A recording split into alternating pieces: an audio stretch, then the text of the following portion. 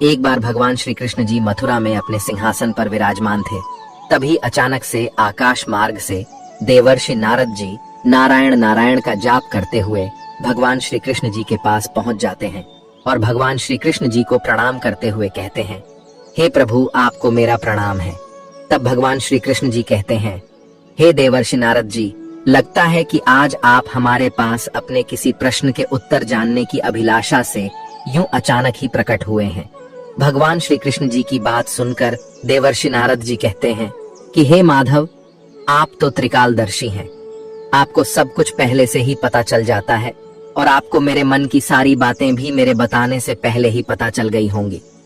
तब भगवान श्री कृष्ण जी देवर्षि नारद जी से कहते हैं, हे देवर्षि नारद, हम आपके मन की व्यथा को अच्छी तरह से जानते हैं।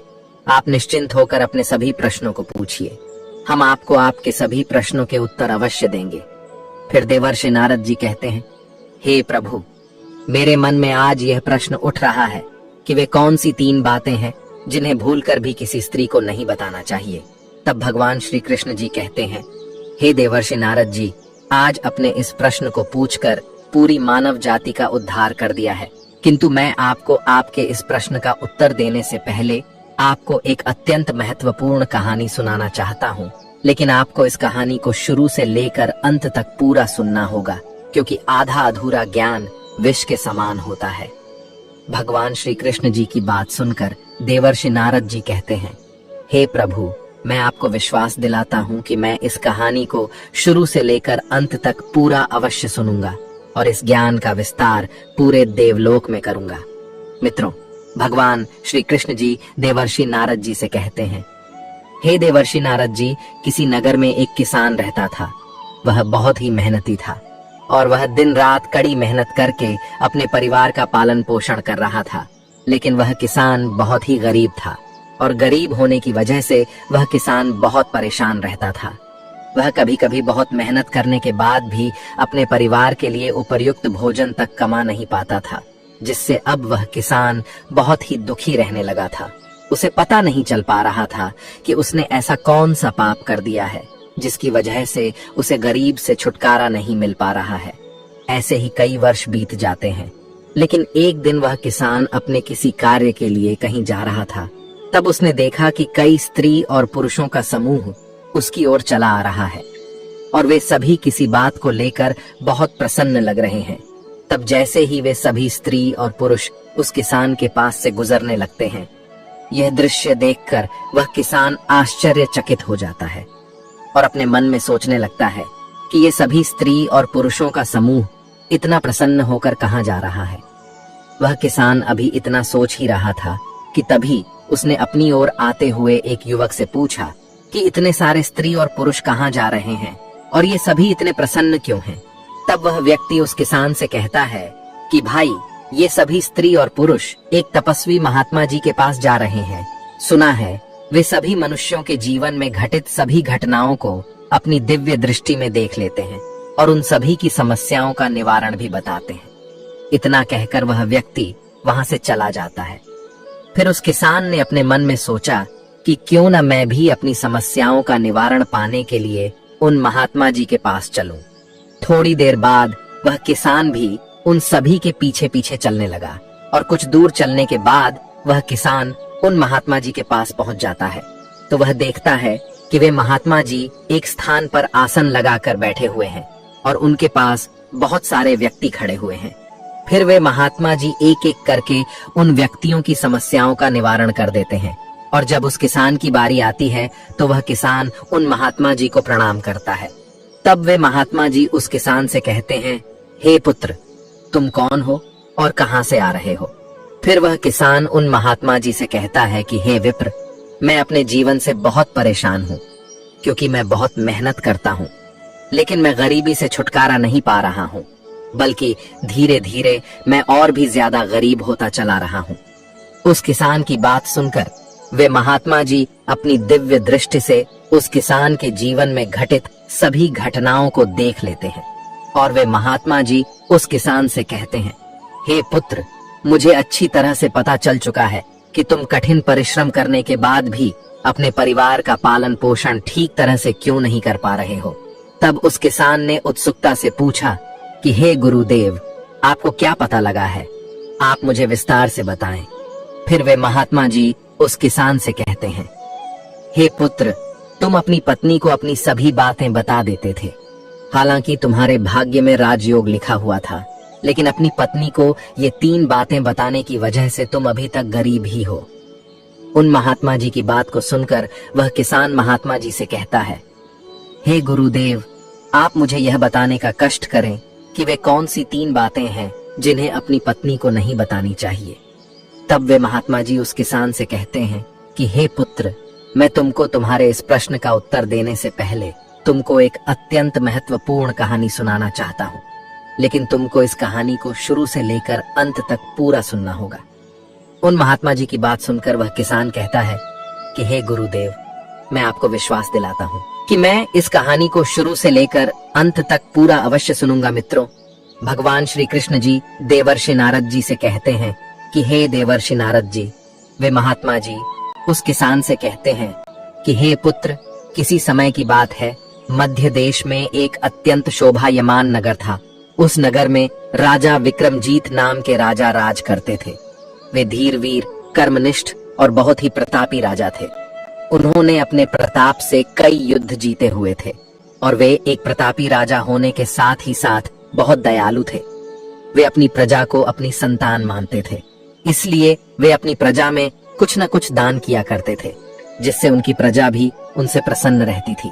और वे कई बार अपना भेष बदलकर नगर का हाल चाल जानने के लिए निकलते थे, और प्रजा का हाल चाल निकालने के बाद वे अपनी प्रजा की सभी समस्याओं का निवारण करते थे। राजा विक्रमजीत सिंह यह अच्छी तरह से जानते थे कि अच्छा राजा वही है जो अपनी प्रजा के सुख दुख में काम आए। राजा विक्रमजीत सिंह का विवाह एक अत्यंत सुंदर स्त्री से हुआ था। वे अपनी पत्नी से बहुत प्रेम करते थे। उनकी पत्नी भी उनसे बहुत ज्यादा प्रेम करती थी और उनके राजमहल में सभी तरह की सुविधाएं उपलब्ध थीं। उनके पास किसी भी चीज की कोई कमी नहीं थी। राजा विक्रमजीत सिंह को घुड़सवारी करने का बहुत शौक था, इसलिए उन्होंने कई सारे घोड़े पाल रखे थे और महारानी की सेवा सत्कार करने के लिए कई सारे दास दासियों को काम पर रखा हुआ था। इसलिए उनके जीवन में कोई दुख नहीं था। ऐसे ही राजा और रानी के विवाह को कई वर्ष बीत जाते हैं, लेकिन उन्हें किसी भी संतान की प्राप्ति नहीं होती है, जिस कारण से राजा विक्रमजीत सिंह और उनकी पत्नी दोनों बहुत ही चिंतित रहने लगे थे। उन्होंने महारानी को पता नहीं उस नगर के कितने वेद हकीमों को दिखा दिया था, लेकिन कोई भी यह पता नहीं लगा पा रहा था कि उन्हें संतान की प्राप्ति क्यों नहीं हो रही है, जिसको लेकर वे और भी ज्यादा परेशान रहते थे। एक दिन राजा विक्रमजीत अपने रथ पर सवार होकर उस नगर का भ्रमण करने के लिए निकलते हैं, तो वे पूरे नगर का भ्रमण कर लेते हैं। लेकिन जब राजा विक्रमजीत एक ब्राह्मण के द्वार पर पहुंचते हैं, तब उस ब्राह्मण की पत्नी घर में झाड़ू लगा रही थी। फिर जब उस ब्राह्मण की पत्नी की नजर राजा विक्रमजीत पर पड़ती है, तो वह ब्राह्मण की पत्नी उनको देखकर जल्दी से अपने घर में चली जाती है। यह अनोखा दृश्य देखकर राजा विक्रमजीत सिंह बहुत ही आश्चर्य में पड़ जाते हैं। फिर वे अपने राजमहल चले जाते हैं और राजमहल पहुंचकर उस ब्राह्मण की पत्नी के इस बर्ताव के बारे में सोचने लगते हैं। वे इस बात को लेकर बहुत ही ज्यादा चिंतित हो जाते हैं, इसलिए उन्हें रात भर नींद तक नहीं आती है। वे रात भर यह सोचते रहे कि उस ब्राह्मण की पत्नी ने उनको देखकर ऐसा अजीब सा बर्ताव क्यों किया। उनके मन में रात भर कई विचार उठते रहते हैं। फिर सुबह उठते ही वो अपने सैनिकों से कहते हैं कि जाओ और उस ब्राह्मण की पत्नी को बंदी बनाकर मेरे पास ले आओ। राजा विक्रमजीत की आज्ञा सुनकर वे सैनिक उस ब्राह्मण के घर की ओर चले जाते हैं और उस ब्राह्मण के घर के पास पहुंचकर वे सैनिक उस ब्राह्मण के घर का दरवाजा खटखटाने लगते हैं। दरवाजा खटखटाने के कुछ देर बाद वह ब्राह्मण की पत्नी घर से बाहर निकलती है और उन सैनिकों से कहती हैं कि आप सभी मेरे घर पर यूं अचानक से किस लिए आए हैं? क्या मुझसे कोई गलती हो गई है? तब वे सैनिक कहते हैं कि तुमको राजा साहब ने बंदी बनाकर लेकर आने के लिए कहा है। इतना कहकर वे सैनिक उस ब्राह्मण की पत्नी को बंदी बनाकर अपने साथ राजा विक्रमजीत के राजमहल में उनके पास पहुंच जाते हैं। मित्रों, भगवान श्री कृष्ण जी देवर्षि नारद जी से कहते हैं, हे देवर्षि नारद, वे महात्मा जी उस किसान से कहते हैं हे पुत्र, राजा विक्रमजीत के पास पहुंचने के बाद वह ब्राह्मण की पत्नी उनसे कहती है कि हे राजन, आपने मुझे बिना किसी वजह के बंदी बनाकर अपने पास क्यों बुलाया है। तब राजा विक्रमजीत उस ब्राह्मण की पत्नी से कहते हैं कि कल मैं जब नगर का भ्रमण कर रहा था तब किसी ने भी मुझे देखकर कोई भी बर्ताव नहीं किया था, लेकिन जब मैं तुम्हारे घर के पास पहुंचा तब मुझे देखकर अपने घर के अंदर क्यों चली गई थी। राजा विक्रमजीत की बात सुनकर वह ब्राह्मण की पत्नी कहती हैं कि हे राजन, आपके पास सब कुछ है और आप बहुत दयालु भी हैं, लेकिन आप निसंतान हैं, इसलिए अगर कोई भी व्यक्ति सुबह सुबह आपकी शक्ल देख ले तब उसका तो पूरा दिन ही बर्बाद हो जाता है। उस ब्राह्मण की पत्नी की बात को सुनकर राजा विक्रमजीत अपने मन में सोचने लगते हैं कि यह स्त्री तो सत्य ही कह रही है, मुझे अभी तक किसी भी संतान की प्राप्ति नहीं हुई है। ऐसा सोचकर वे बहुत ही दुखी हो जाते हैं और उस ब्राह्मण की पत्नी को आजाद कर देते हैं। फिर वे अपने मन में यह ठान लेते हैं कि मुझे संतान की प्राप्ति क्यों नहीं हो रही है, इसका पता मैं लगाकर ही रहूंगा और मैं बहुत सारे जप तप और धार्मिक अनुष्ठान करूंगा जिससे मुझे संतान की प्राप्ति अवश्य होगी। फिर वे प्रतिदिन जप तप करता है, कई अनुष्ठान भी करवाता है, लेकिन उसे यह सब करने के बावजूद भी इसका कोई लाभ नहीं मिलता है और राजा विक्रमजीत और उनकी पत्नी दोनों ही बूढ़े होते चले जा रहे थे, लेकिन उन्हें अभी किसी संतान की प्राप्ति नहीं हुई थी। इसलिए राजा और रानी दोनों बहुत परेशान रहने लगे थे। एक दिन राजा विक्रमजीत और उनकी पत्नी यह सोच सोचकर बहुत व्याकुल हो रहे थे कि अब हमारे राज्य का क्या होगा, हमारे राज्य का उत्तराधिकारी कौन बनेगा, हमारे राज्य को कौन संभालेगा और कौन हमारी प्रजा की जिम्मेदारी लेगा। वे रात दिन इसके बारे में सोचते सोच रहते थे। अब राजा और रानी इस बारे में इतना ज्यादा सोचने लगते हैं कि वे दोनों खाना पानी तक सब कुछ छोड़ देते हैं, और अगर कोई भी दास या दासी उनको थोड़ा सा भोजन या पानी पीने के लिए कहते थे तो राजा और रानी उन्हें बिल्कुल इनकार कर देते थे और उनसे कहते थे कि अगर हमारा कोई उत्तराधिकारी ही नहीं बचेगा तो इतने सुख की कोई आवश्यकता नहीं है। और फिर वे दोनों रोने लगते थे। ऐसे ही कई दिन बीत जाते हैं। वे दोनों अन्न का एक दाना तक अपने मुख में नहीं ले जाते हैं। मित्रों, भगवान श्री कृष्ण जी देवर्षि नारद जी से कहते हैं, हे देवर्षि नारद, वे महात्मा जी उस किसान से कहते हैं, हे पुत्र, एक दिन फिर राजा विक्रमजीत अपने रथ पर सवार होकर नगर का भ्रमण करने के लिए निकल जाते हैं। तब वे नगर का भ्रमण करते करते किसी वन का भ्रमण करने लगते हैं। फिर अचानक से उनकी नजर एक तपस्वी साधु पर पड़ती है, तो वे देखते हैं कि वे साधु अपनी कुटिया के सामने ध्यान साधना में लीन हैं, जिन्हें देखकर राजा विक्रमजीत अपने रथ से उतरकर उस साधु के पास पहुंच जाते हैं और अपने दोनों हाथों को जोड़कर उस साधु की आंखें खुलने का इंतजार करने लगते हैं। उसके कुछ ही देर बाद वह साधु अपनी आंखें खोलते हैं और वे देखते हैं कि स्वर्ण से सुसज्जित एक अत्यंत प्रतापी राजा उनके सामने अपने हाथों को जोड़कर खड़ा हुआ है। तब वह साधु राजा विक्रमजीत से कहता है कि हे राजन, आप बहुत चिंतित लग रहे हैं, इसकी क्या वजह है, आप मुझे बताने का कष्ट करें। फिर राजा विक्रमजीत कहते हैं, हे विप्र, आप तो त्रिकालदर्शी हैं, आपको तो सब कुछ पहले से ही पता होता है, आपको मेरी भी दुविधा का भान है। तब वह साधु राजा विक्रमजीत की दशा देखकर उनसे कहता है कि हे राजन, मुझे आपकी सभी समस्याओं का भान पहले से ही है और मेरे पास आपकी इस दुविधा का निवारण भी है। फिर वह साधु कुटिया के अंदर जाता है और कुटिया के अंदर से थोड़ी सी खीर लाकर राजा विक्रमजीत को दे देता है और उनसे कहता है कि वैसे तो आपके भाग्य में संतान का योग नहीं है, लेकिन आपकी इस दशा को देखकर मैं जो यह खीर दे रहा हूँ, इसे तुम अपनी पत्नी को खिला देना, जिससे तुम्हें संतान की प्राप्ति अवश्य होगी। किंतु आप मेरी एक बात और सुन लो, आपको संतान में पुत्र की प्राप्ति तो होगी, लेकिन वह सिर्फ 20 वर्ष तक ही जीवित रह पाएगा। उसके आगे वह इस पृथ्वी लोक पर जीवित नहीं रह पाएगा। वह साधु आगे कहता है कि मैं आपको इससे ज्यादा और क्या ही दे सकता हूँ, इससे ज्यादा मेरे लिए संभव नहीं है। इतना कहकर वह साधु अपनी आंखें बंद करके फिर से ध्यान साधना में लग जाता है। यह सुनने के बाद राजा विक्रमजीत सोचने लगते हैं कि 20 वर्ष काफी हैं। उतने समय में उसको अपनी तरह धीर वीर योद्धा बनाऊंगा, उसकी बड़े जी जान से सेवा करूंगा, उसे बहुत प्रेम और दुलार करूंगा और उसकी सभी इच्छाओं को पलक झपकते ही पूरा कर दूंगा, जिससे मेरे मन की मरी हुई इतने वर्षों की इच्छा जीवित हो जाएगी। इतना सोचकर राजा विक्रमजीत फिर से अपने रथ पर सवार होकर अपने राजमहल पहुंच जाते हैं और रानी को उस साधु द्वारा बताए गए सभी बातों का वृतांत सुना देते हैं, जिसको सुनकर रानी बड़े ही आश्चर्य में पड़ जाती है। फिर राजा विक्रमजीत रानी को उस साधु द्वारा दी हुई खीर दे देते हैं और उनसे कहते हैं कि हे प्रिय, उस साधु ने तुमको यह खीर खाने के लिए दी है।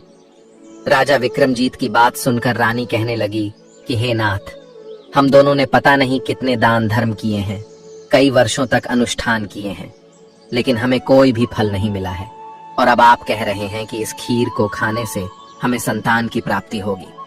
मित्रों, भगवान श्री कृष्ण जी कहते हैं, हे देवर्षि नारद जी, वे महात्मा जी उस किसान से कहते हैं, हे पुत्र, रानी की बात सुनकर राजा विक्रमजीत रानी से कहते हैं कि हे प्रिय, जब हम दोनों इतना सब कुछ कर चुके हैं और सह लिया है, तो अब इस उपाय को भी करके देख लेते हैं। क्या पता हो सकता है इस उपाय को करने के बाद भगवान हमारी सुन ही ले और हमसे प्रसन्न होकर भगवान हमें पुत्र प्रदान कर ही दें, और हम दोनों उस साधु के क्रोध को बुलावा क्यों दें।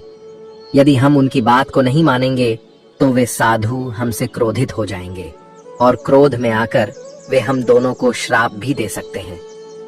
वैसे तो रानी को अब किसी पर भी ज्यादा विश्वास नहीं था और उन्हें राजा विक्रमजीत की बातों में भी विश्वास नहीं हो रहा था, लेकिन रानी ने सोचा कि मेरे पति संतान न होने के कारण बहुत ही दुखी हैं, इसलिए मैं यह खीर खा ही लेती हूँ। अगर मेरे भाग्य में मां बनने का सुख होगा तो मुझे पुत्र की प्राप्ति अवश्य होगी। इतना सोचकर रानी उस खीर को खाने के लिए राजी हो जाती है। फिर एक दिन राजा विक्रमजीत की रानी स्नान आदि कार्यों को करके भगवान शिव और अपने पूर्वजों का स्मरण करते हुए उस साधु द्वारा दी हुई खीर को खा लेती है। उसके बाद राजा विक्रमजीत और रानी निश्चिंत होकर सो जाते हैं। उसके कुछ ही दिनों बाद रानी गर्भवती हो जाती है। रानी को गर्भवती देखकर राजा विक्रमजीत बहुत ही प्रसन्न हो जाते हैं और रानी से कहते हैं कि देखो, भगवान ने हमें संतान का सुख दे दिया है। तब रानी कहती हैं कि हे नाथ, आप सच कह रहे थे। उस तपस्वी साधु के द्वारा भगवान की कृपा हमारे ऊपर बरस पड़ी है। फिर राजा विक्रमजीत और उनकी रानी दोनों ही बहुत खुशियां मनाते हैं, पूरे नगर में मिष्ठान आदि वितरित करते हैं और राजा विक्रमजीत रानी की सेवा करने के लिए और भी कई सारी दासियों को रखते हैं। उनकी सुरक्षा के लिए कई नए सैनिकों को नियुक्त करते हैं और रानी की जरूरत की सभी वस्तुओं को महल में उनके कहने से पहले ही उपलब्ध करवा देते हैं।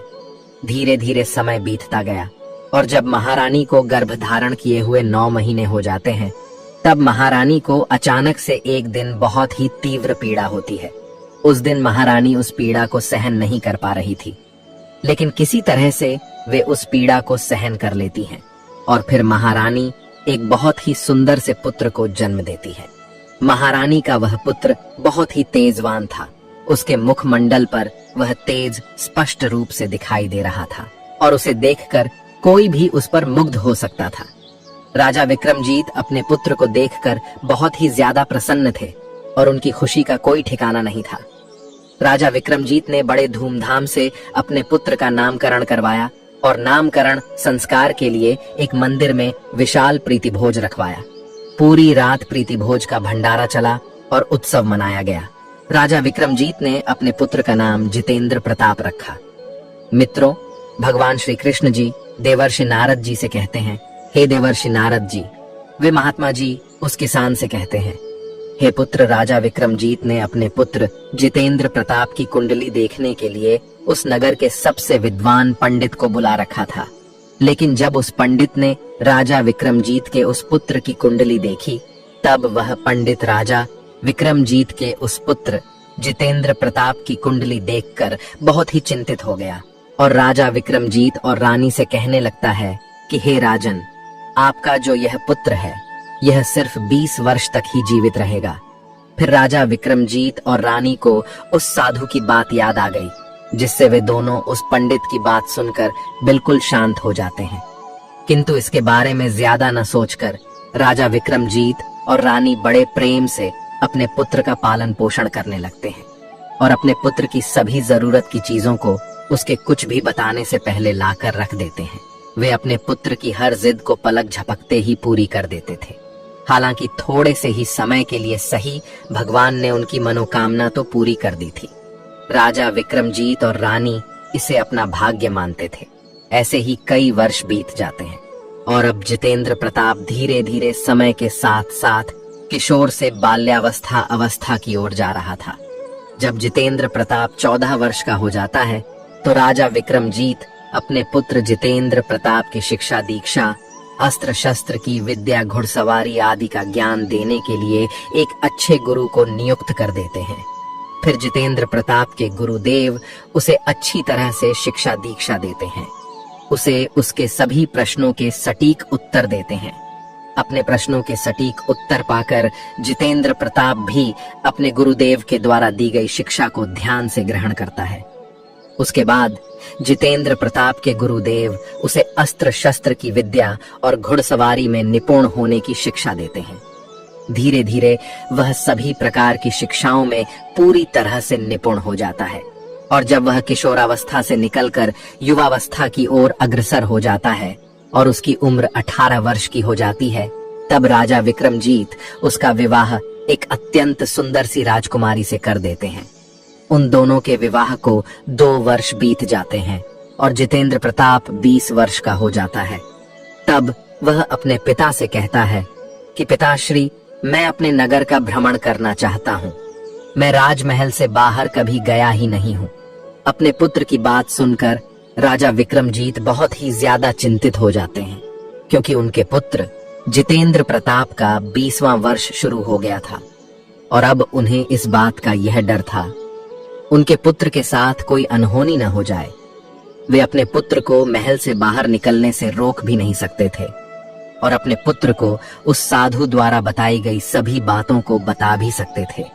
वे बहुत बड़ी दुविधा में पड़ गए थे, लेकिन उन्होंने अपने हृदय को कठोर करते हुए अपने मुखमंडल पर प्रसन्नता जताते हुए अपने पुत्र से कहते हैं कि हाँ जरूर पुत्र, तुम्हें अपने नगर का भ्रमण करने का पूरा अधिकार है और तुम्हें अपने पूरे नगर का भ्रमण करके सब कुछ देखना आवश्यक है। कहाँ क्या है यह सब जानना तुम्हारे लिए बहुत ही जरूरी है, क्योंकि आगे चलकर तुम्हें ही इस नगर का राजा बनना है। लेकिन पुत्र, तुम सिर्फ मेरी एक बात का ध्यान रखना कि तुम कहाँ जा रहे हो, क्या कर रहे हो। यह बात अपनी पत्नी को कभी नहीं बताना।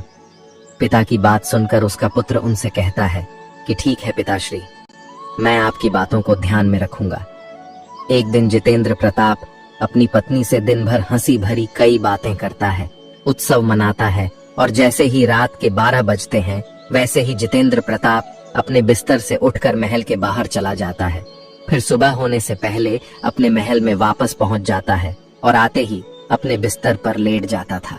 ऐसे ही कई दिन बीत जाते हैं और कई दिनों तक यह सब चलता रहा। मित्रों, भगवान श्री कृष्ण जी कहते हैं, हे देवर्षि नारद जी, वे महात्मा जी उस किसान से कहते हैं कि हे पुत्र, अब राजा का पुत्र जितेंद्र प्रताप का 20वां वर्ष समाप्त होने में कुछ ही दिन शेष बचे हुए थे। एक दिन की बात है, जब जितेंद्र प्रताप 12 बजते ही महल से बाहर निकल जाता है, तब कुछ देर के बाद जितेंद्र प्रताप की पत्नी की नींद अचानक से खुल जाती है। तो उसकी पत्नी देखती है कि जितेंद्र प्रताप अपने बिस्तर पर नहीं है। यह देखकर उसकी पत्नी बहुत आश्चर्य में पड़ जाती है और अपने पति को पूरे महल में ढूंढती है, लेकिन उसका पति उसे महल में कहीं पर भी नजर नहीं आता है। तब वह अपने पति के न मिलने की वजह से और भी ज्यादा चिंतित हो जाती है, किंतु वह अपने पति के न मिलने की बात किससे करती, क्योंकि राजा विक्रमजीत और रानी दोनों गहरी निद्रा में सोए हुए थे। इसलिए वह किससे कहती, क्या करती। यह सब सोचकर चुपचाप से अपने बिस्तर पर लेट जाती है। फिर सुबह से पहले ही जितेंद्र प्रताप की पत्नी देखती है कि उसका पति अपने बिस्तर पर लेटा हुआ है। यह देखकर उसकी पत्नी बहुत आश्चर्य में पड़ जाती है, किंतु वह अपने पति से इसके बारे में कोई भी बात नहीं पूछती है। और दूसरी रात भी वैसा ही होता है और कई दिनों तक ऐसा ही होता है। जितेंद्र प्रताप की पत्नी अपने पति के इस व्यवहार को लेकर बहुत ही ज्यादा चिंतित रहती थी और अब वह बहुत उदास रहने लगी थी। जितेंद्र की पत्नी के मन में ये प्रश्न उठते रहते थे कि उसका पति रात को कहाँ जाता है, क्या करता है, किससे मिलता है। क्या मेरा पति किसी पराई स्त्री के साथ संबंध बनाने के लिए इतनी रात को महल से बाहर निकलता है? इसी तरह के कई प्रश्न उसके मन में उठते रहते थे, किंतु वह जितेंद्र प्रताप से पूछने में बहुत डरती थी।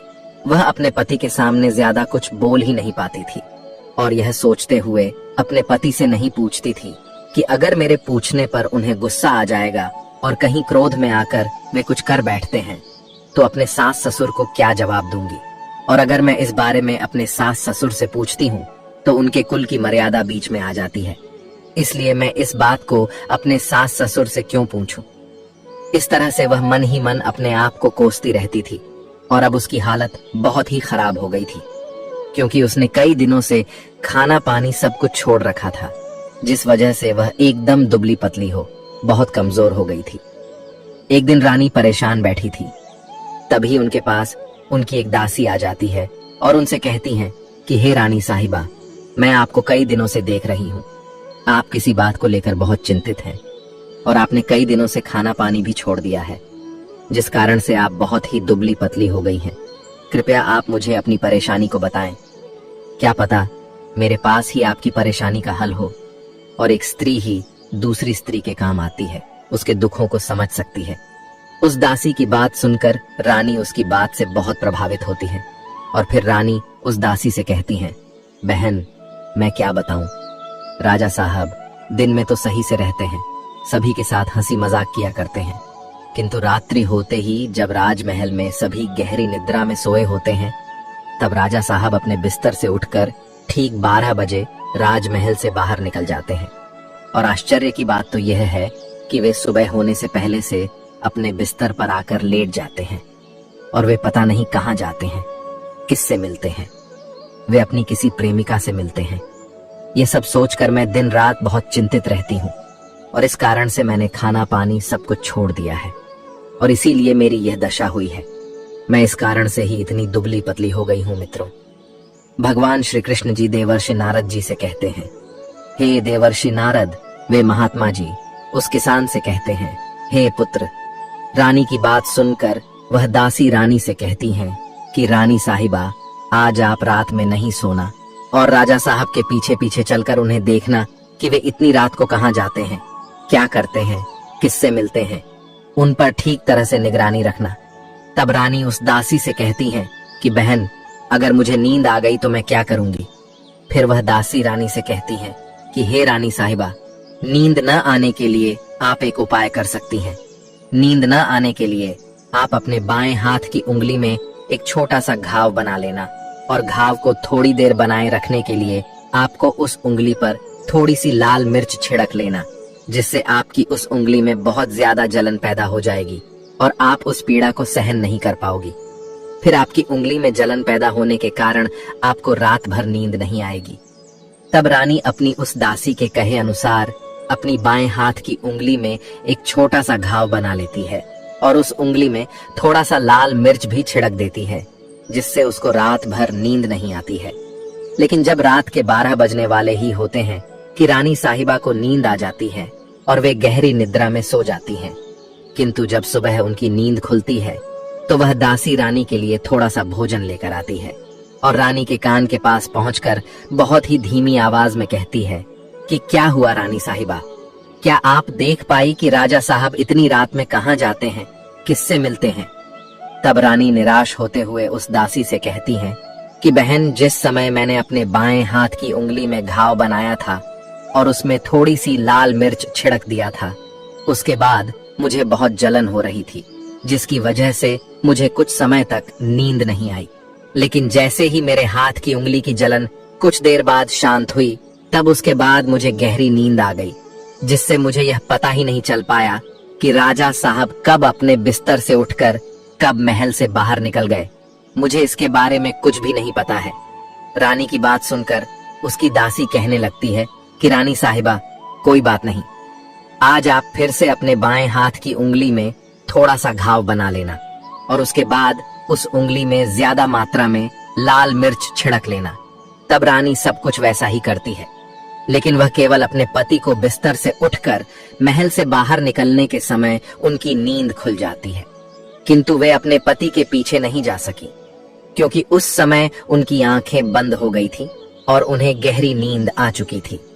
दूसरे दिन जब वह दासी रानी से फिर से राजा विक्रमजीत के रात में महल से बाहर निकलने का रहस्य पूछने लगती है, तो रानी बहुत जोर जोर से विलाप करने लगती है और विलाप करते हुए ही अपनी उस दासी से कहने लगती हैं कि बहन, आज भी मैं उनकी पहरेदारी ठीक प्रकार से नहीं कर पाई हूँ।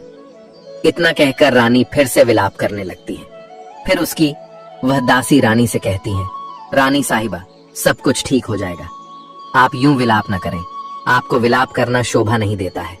और आगे कहती हैं कि रानी साहिबा, आज रात आप अपने बाएं हाथ की उंगली में और भी बड़ा घाव कर लेना और उस उंगली पर पहले से ज्यादा लाल मिर्च के साथ नमक भी छिड़क लेना, जिससे आपको रात में बिल्कुल भी नींद नहीं आएगी, किंतु आपको ऐसा करने पर बहुत पीड़ा सहन करनी होगी।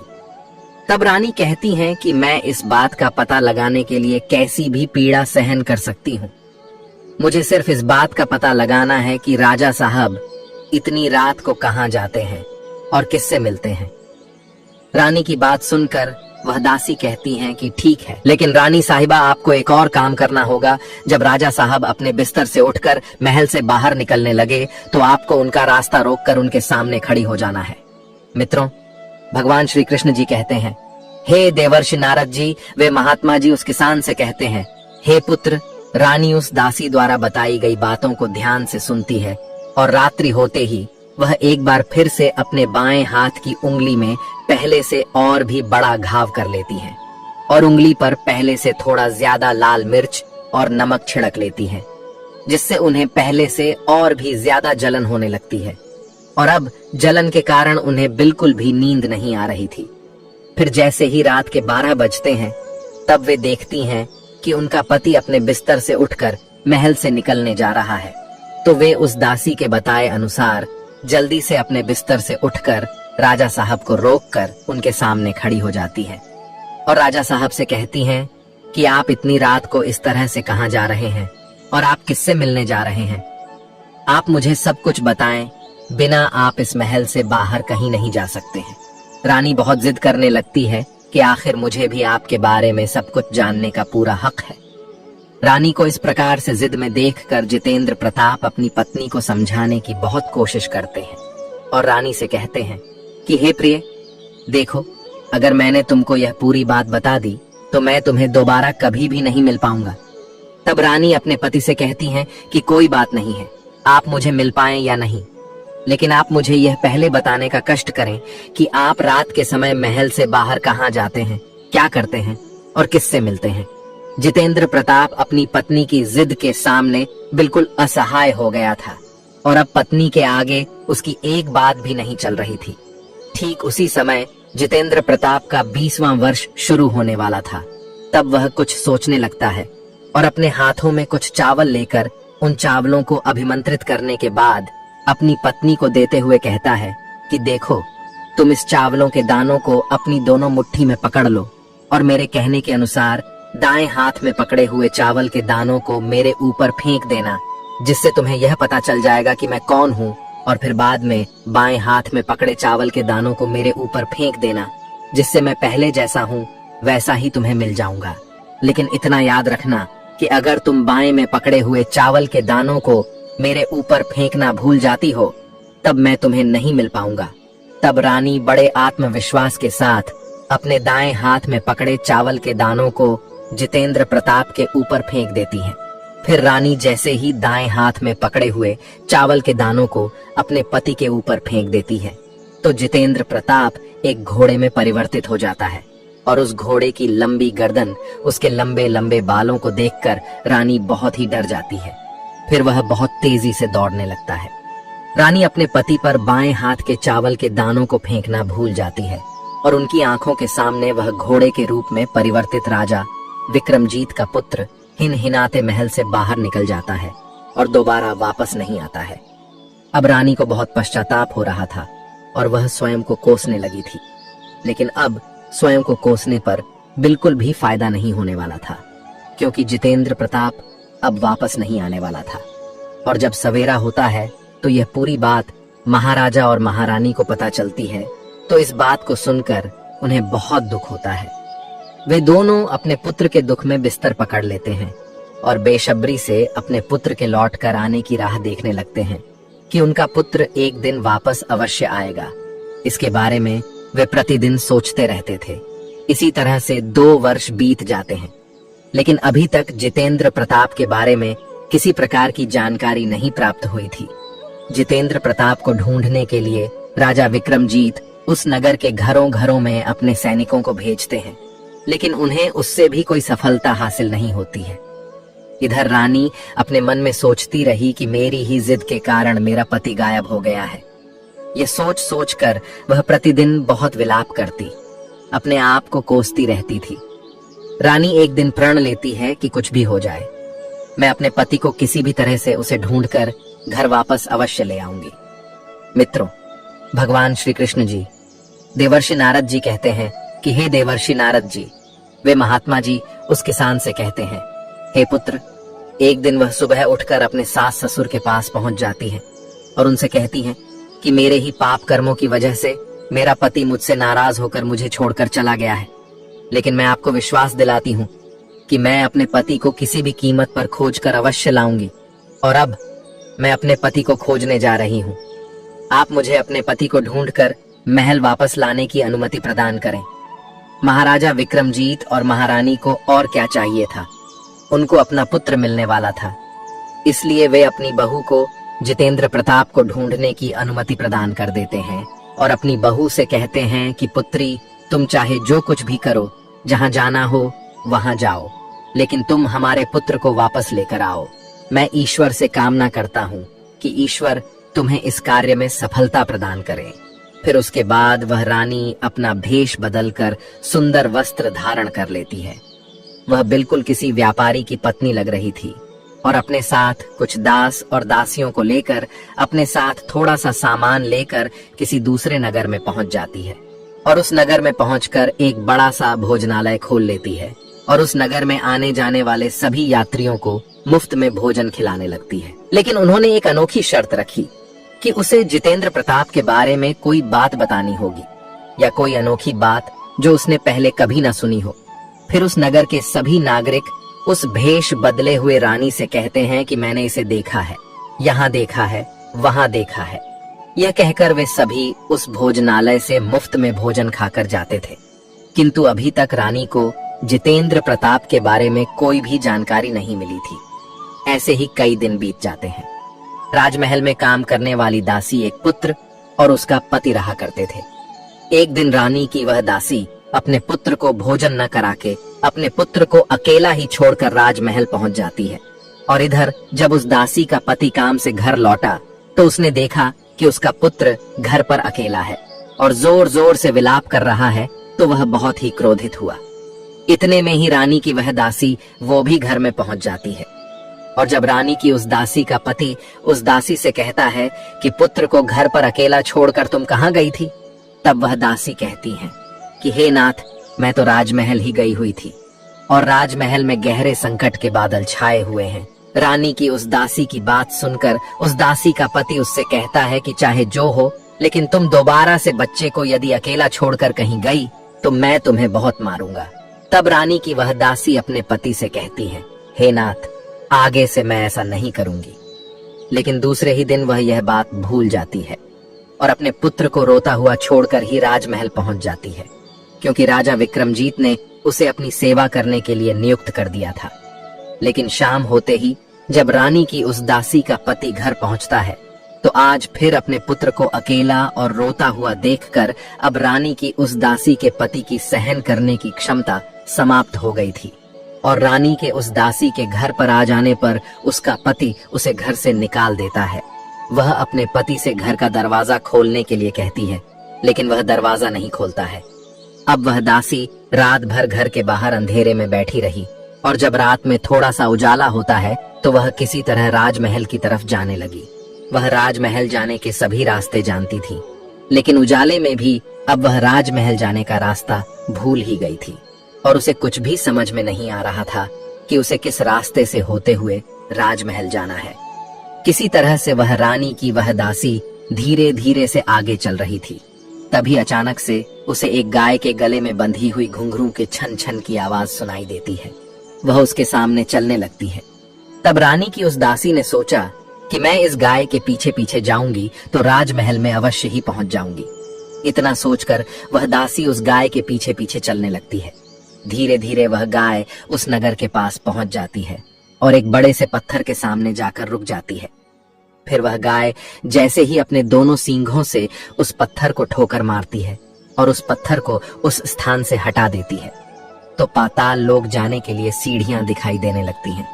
जब वह गाय उन सीढ़ियों से नीचे जाने लगती है तो रानी की वह दासी जल्दी से उस गाय की पूंछ पकड़ लेती है और उस गाय की पूंछ पकड़कर रानी की वह दासी उसके साथ साथ पाताल लोक में पहुंच जाती है। मित्रों, भगवान श्री कृष्ण जी देवर्षि नारद जी से कहते हैं, हे देवर्षि नारद जी। वे महात्मा जी उस किसान से कहते हैं, हे पुत्र, पाताल लोक में पहुंचने पर रानी की उस दासी ने उस गाय की पूंछ छोड़ दी और जैसे ही उसने अपने चारों तरफ देखा तो वह यह सब देखकर बहुत आश्चर्य में पड़ गई, क्योंकि पाताल लोक में सभी स्थानों पर दीप जल रहे थे, जिससे उस स्थान के चारों तरफ बहुत तेज रोशनी दिखाई दे रही थी।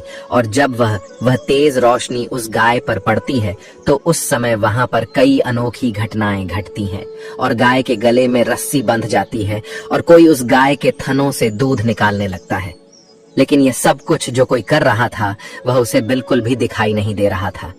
ये सारा दृश्य देखकर रानी की वह दासी बहुत ही डर जाती है और अपने मन में सोचने लगती है कि मैं यहाँ कहाँ आकर फंस गई हूँ।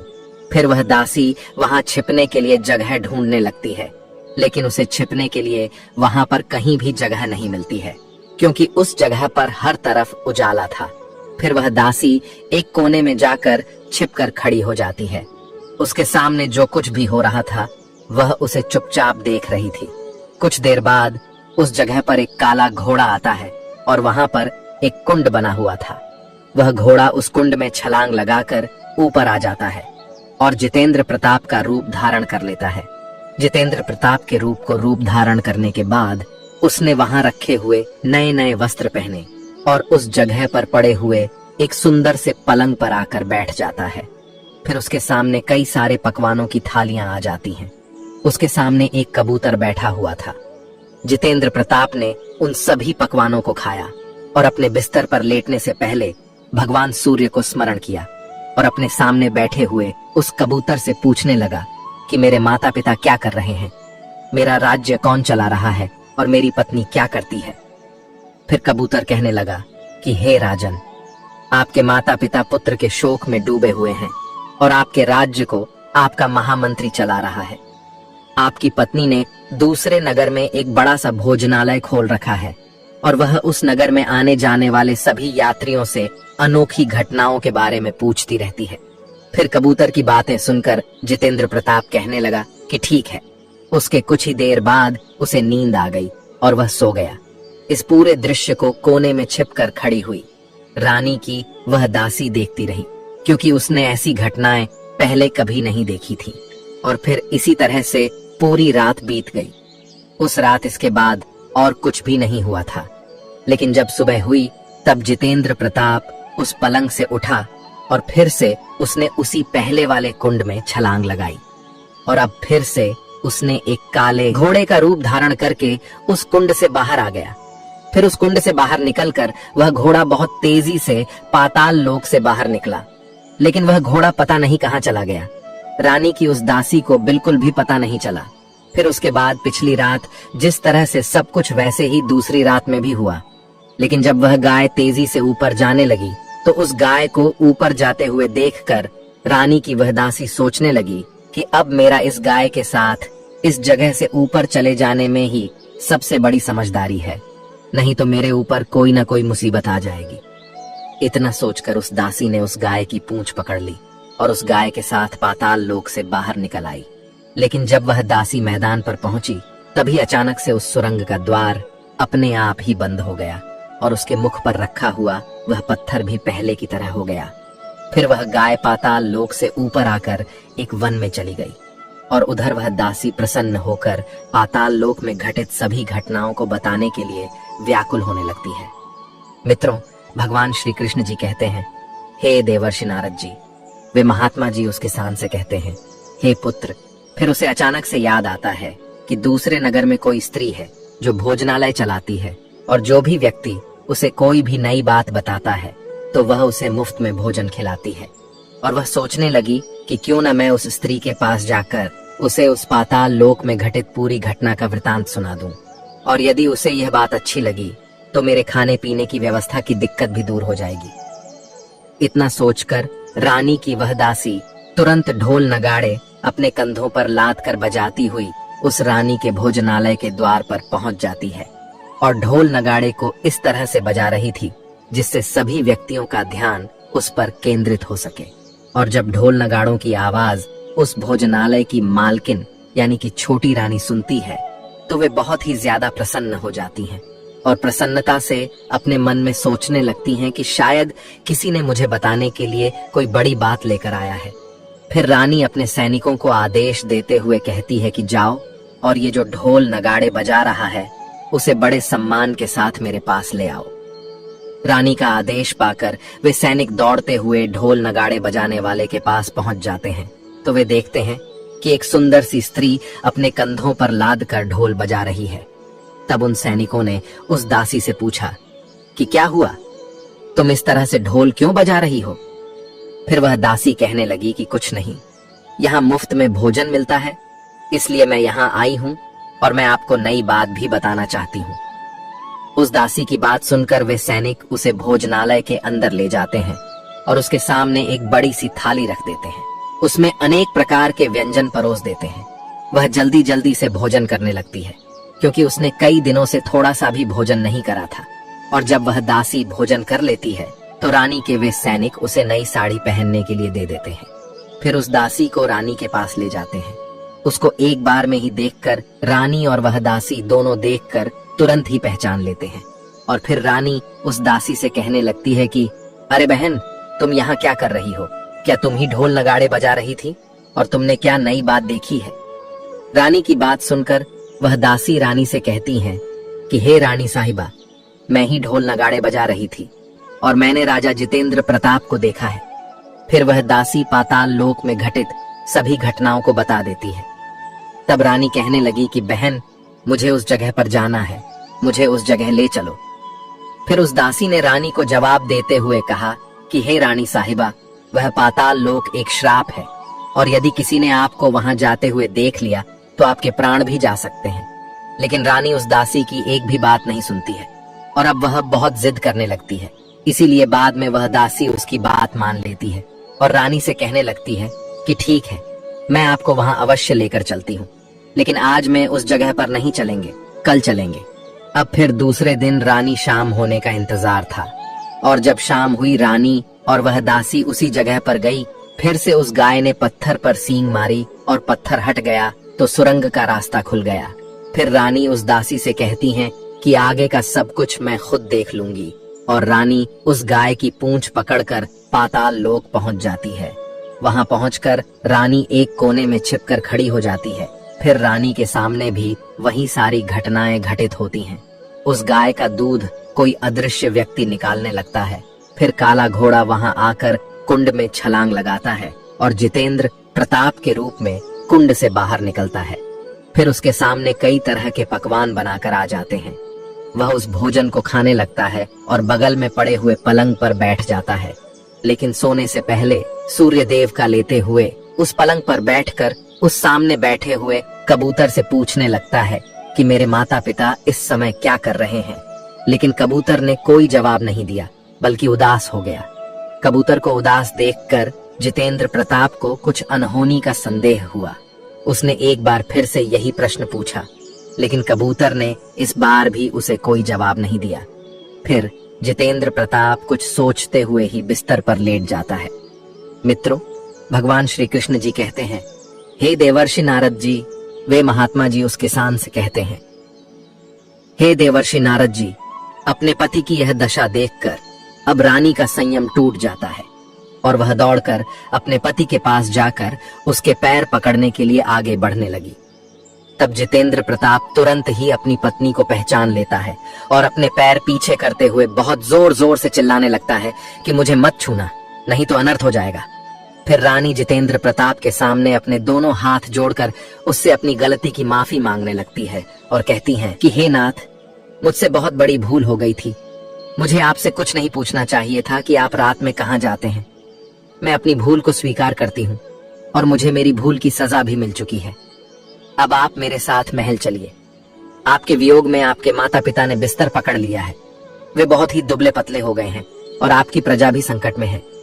तब जितेंद्र प्रताप कहने लगा कि तुम एक बार तो गलती कर बैठी हो, किंतु दोबारा गलती मत करना, नहीं तो मैं अदृश्य हो जाऊंगा। ये सुनकर रानी जोर जोर से जमीन पर सर पटकने लगती है और बहुत विलाप करने लगती है।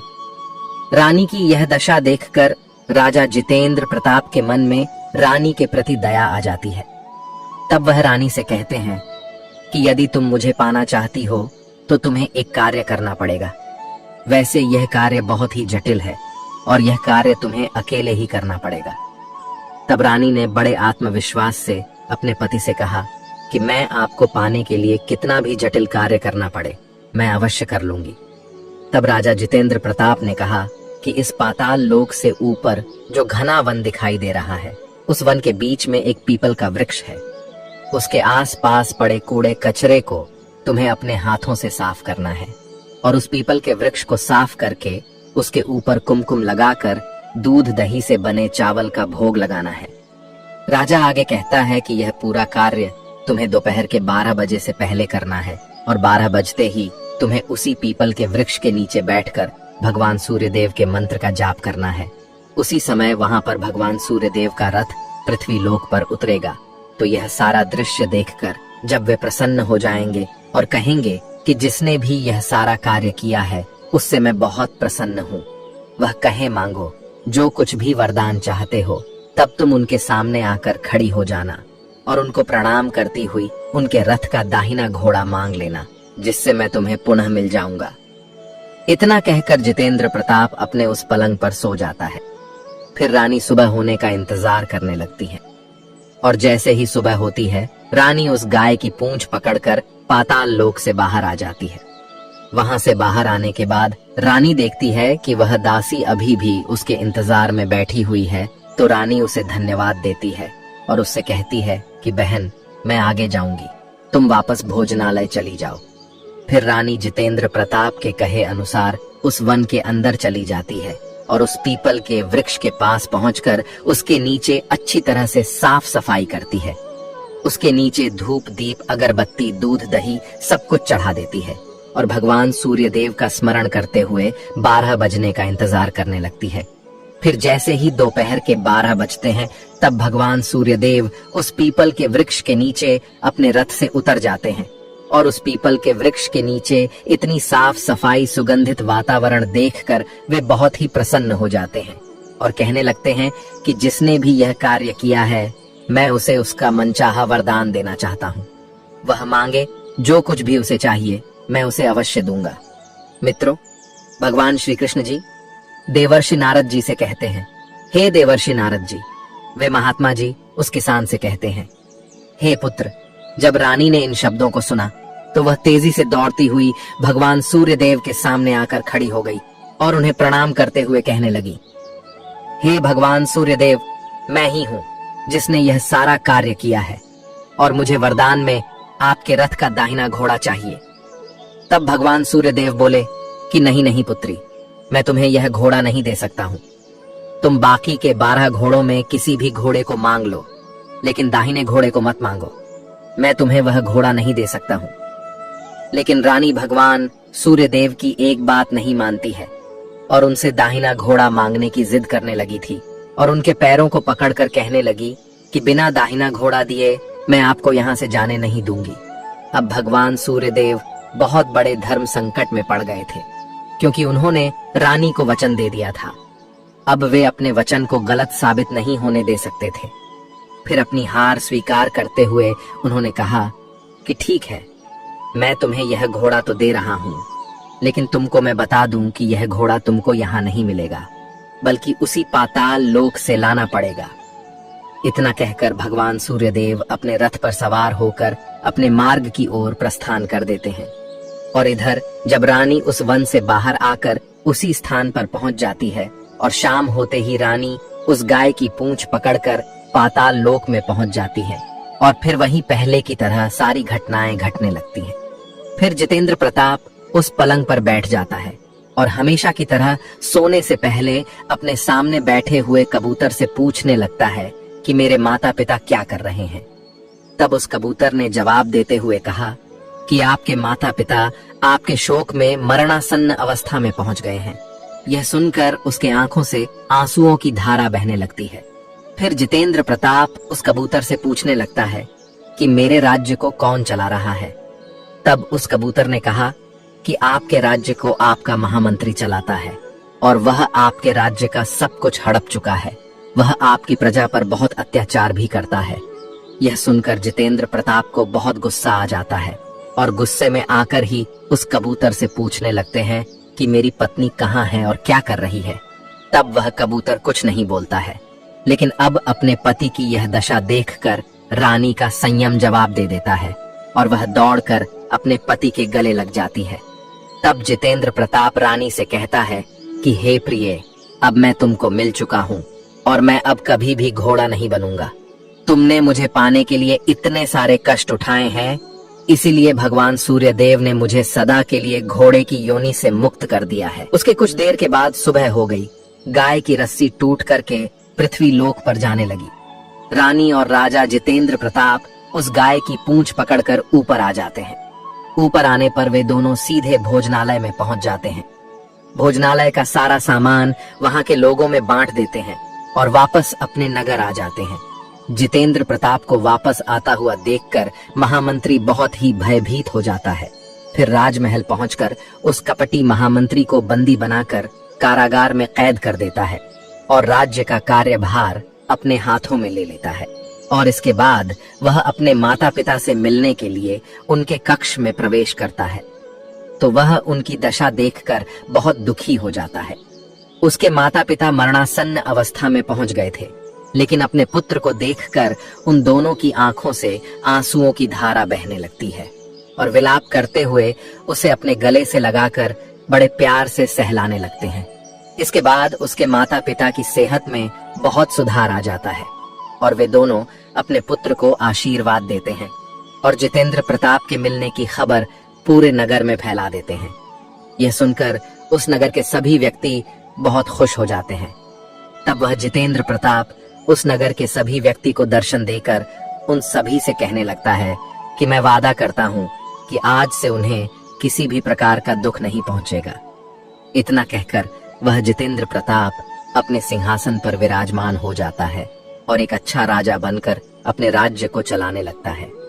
अब जितेंद्र प्रताप अपनी पत्नी और अपने माता पिता के साथ सुखपूर्वक से अपने जीवन का निर्वाह करने लगता है और उस दासी को अपने राजमहल का आधा हिस्सा दे देती है। फिर उसका भी विवाह करा देती है, जिससे उसका भी जीवन सुखपूर्वक से बीतने लगता है। मित्रों, भगवान श्री कृष्ण जी देवर्षि नारद जी से कहते हैं, हे देवर्षि नारद जी। वे महात्मा जी उस किसान से कहते हैं, हे पुत्र, मैं अब तुमको बता देता हूँ कि अपनी पत्नी को किन 3 बातों को नहीं बताना चाहिए। इसे ध्यान से सुनना। पहली बात, अपने पत्नी को परिवार के बारे में ज्यादा नहीं बताना चाहिए। दूसरी बात, अपनी गुप्त बातों को कभी भी अपनी पत्नी को नहीं बताना चाहिए, क्योंकि स्त्रियों के पेट में कोई भी बात नहीं पचती है। तीसरी बात, जिस बात को बताने पर आपके प्राण जाने की आशंका हो, तो उस बात को बताने पर आपके माता पिता को कष्ट हो, तो ऐसी बातों को कभी भी अपनी पत्नी को नहीं बताना चाहिए। मित्रों, भगवान श्री कृष्ण जी कहते हैं, हे देवर्षि नारद जी, अब तो आपको आपके सभी प्रश्नों के उत्तर मिल ही गए होंगे। तब देवर्षि नारद जी कहते हैं, हे प्रभु, आज आपने मुझे बहुत ही महत्वपूर्ण ज्ञान दिया है। मैं आपको विश्वास दिलाता हूँ कि मैं इस ज्ञान का विस्तार समस्त ब्रह्मांड में अवश्य करूंगा। मित्रों, आपको यह कहानी पसंद